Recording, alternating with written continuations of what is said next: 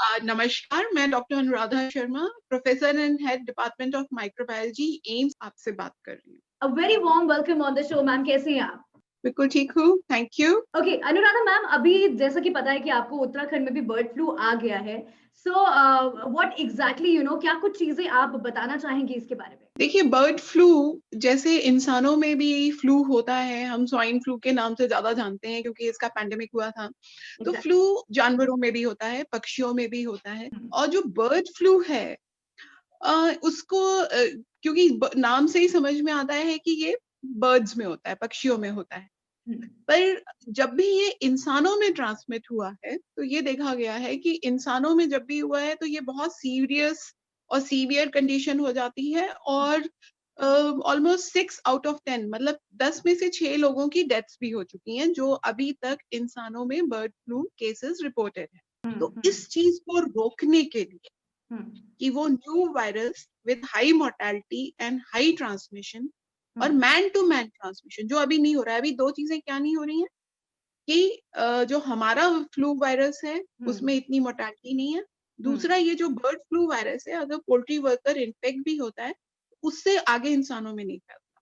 तो ओके, कहीं तो मैम यही मतलब गुण किस कहाँ है? तरीके से इसको ह्यूमन बीइंग्स इसको किस तरीके से प्रिवेंट कर सकते हैं? प्रिवेंशन यही है कि कॉन्टैक्ट में ना आए, इंसानों को हो नहीं। तो क्या हुँ, होता है वायरस ना एडॉप्ट करता जाता है।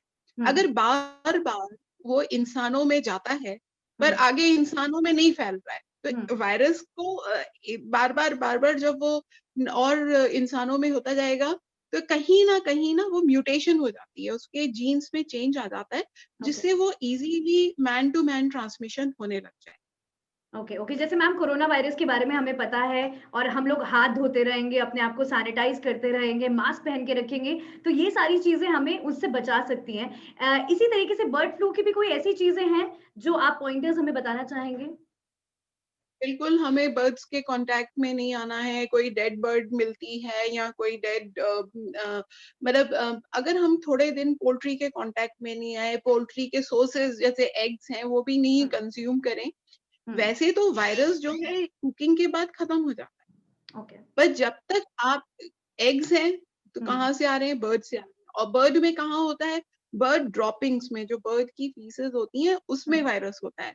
तो हुँ, एग्स उसके कॉन्टैक्ट में होते हैं। हुँ, फिर जो बर्ड इन्फेक्टेड है, हुँ, अब आप चाहे उसको चिकन आप मतलब सप्लाई कर रहे हैं, तब भी उसकी बॉडी के टिश्यू में हो सकता है। हुँ, तो जब तक हुँ, कुकिंग नहीं होती, तब तक तो वायरस के कॉन्टैक्ट में आप आ ही सकते हैं।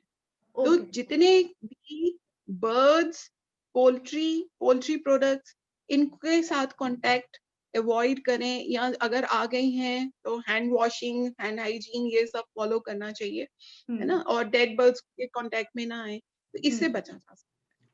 Thank you so much, ma'am, for giving your time, and I hope you stay safe.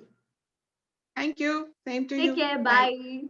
93.5 बजाते रहो रेड एफएम 93.5